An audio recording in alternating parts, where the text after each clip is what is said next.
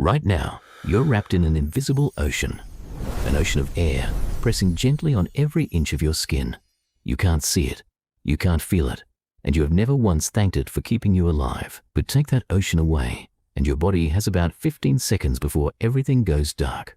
Space doesn't kill you in just one way. It has a dozen ways, and it is endlessly patient. Some of these killers take hours, some take seconds. One of them gives you no warning at all. So today, we're counting down the deadliest things that can kill you in space. From the silent ones lurking in the shadows, to the single event that almost wiped out an entire Apollo crew. Real threats, real missions, real people who stared each one straight in the face. Stay with me, because the deadliest one of all is a killer you cannot see, cannot hear, and cannot outrun. Let's start with a killer that works in total silence. Temperature. On Earth, the air spreads heat and cold around, so the world stays gentle and even. In space, there's no air to smooth things out, so the temperature swings to insane extremes. Point a spacecraft at the sun, and its surface roasts to 121 degrees Celsius. That's 250 degrees Fahrenheit, hot enough to cook you right through your suit. Now spin that same surface into Earth's shadow. In 45 minutes, everything flips. It plunges to minus 157 Celsius, 250 below zero. That's a 500-degree swing on the same wall twice every 90 minutes.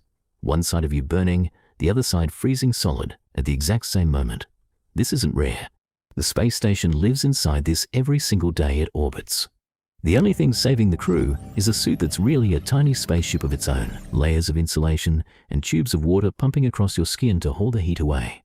If that suit ever fails, you meet both extremes at once. And that is just the warm-up.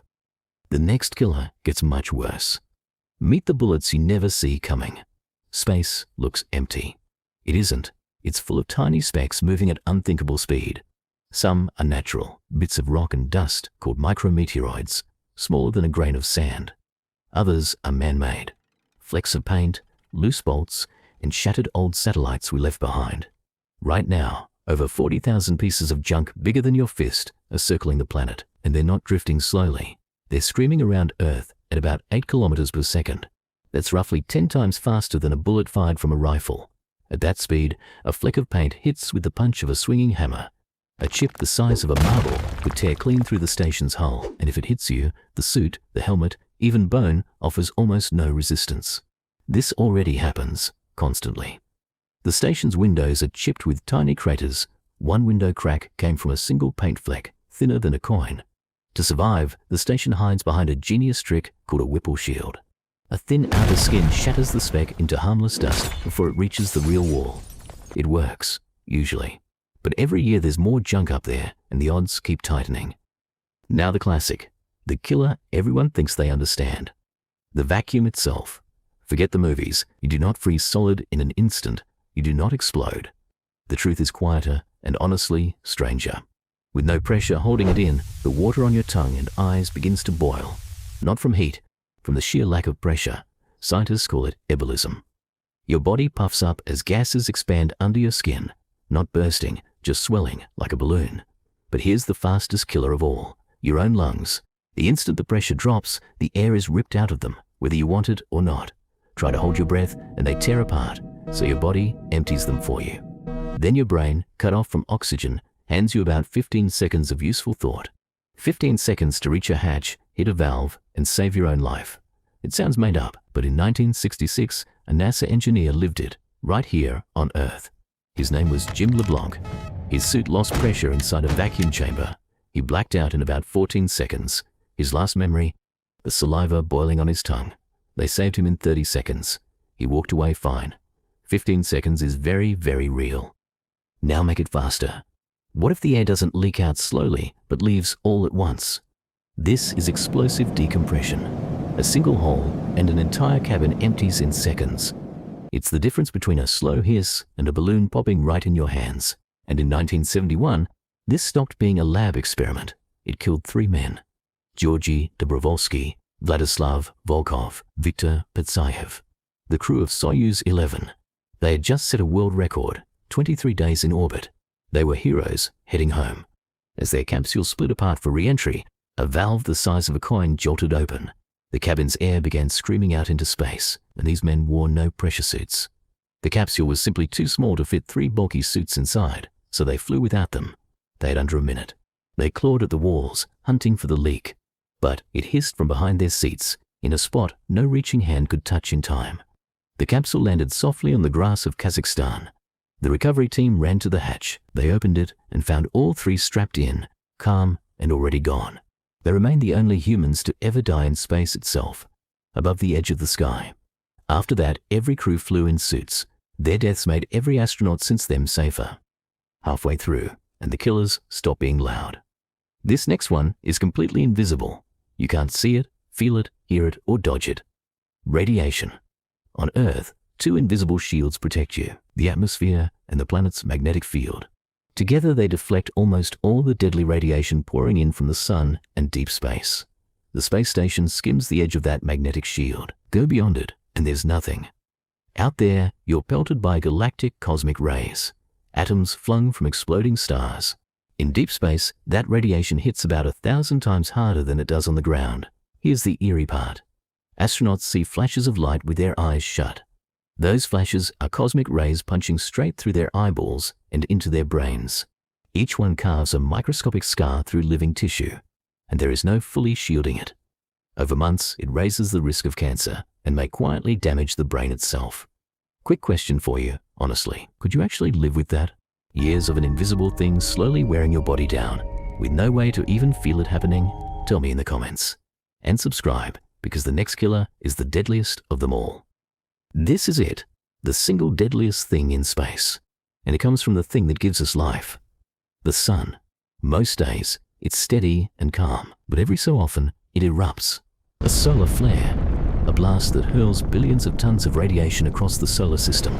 This is a solar particle event, and it can flood space with a lethal dose in just hours. No slow poison here. A big enough storm can kill an unshielded astronaut before the day is out. And this isn't a warning about the future. It very nearly happened to Apollo. In August 1972, the sun let loose one of the fiercest storms ever recorded. The radiation could have hit 1 to 4,000 millisieverts, easily a fatal dose. Any astronaut caught outside on the moon that day would very likely not have survived it. So why didn't it kill anyone? Pure, breathtaking luck of timing. Apollo 16 had splashed down in April. Apollo 17 wouldn't launch until December. The storm struck in the single gap when no one was out there. A coin flip of history. If the schedule had shifted by just weeks, we would have lost a crew live on the moon. That is why a solar storm is the deadliest killer in space. It needs no mistake, just bad timing. But there's one thing that makes every single killer on this list so much worse. In space, no one is coming to save you. On Earth, you can always call for help. An ambulance, a lifeguard, a hand reaching down.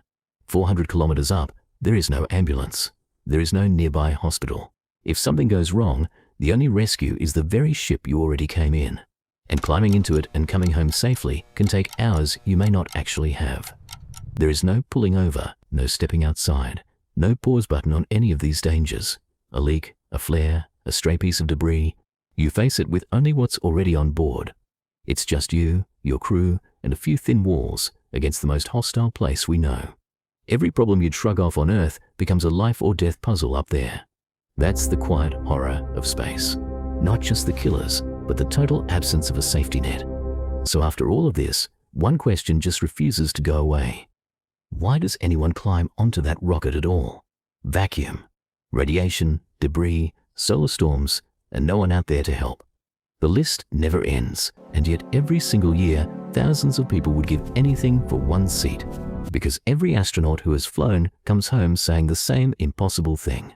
When you finally see the whole Earth from above, hanging alone in the black, small and blue and perfect, with no borders drawn anywhere across it, something in you breaks open, and every danger suddenly feels worth it. They even have a name for that feeling.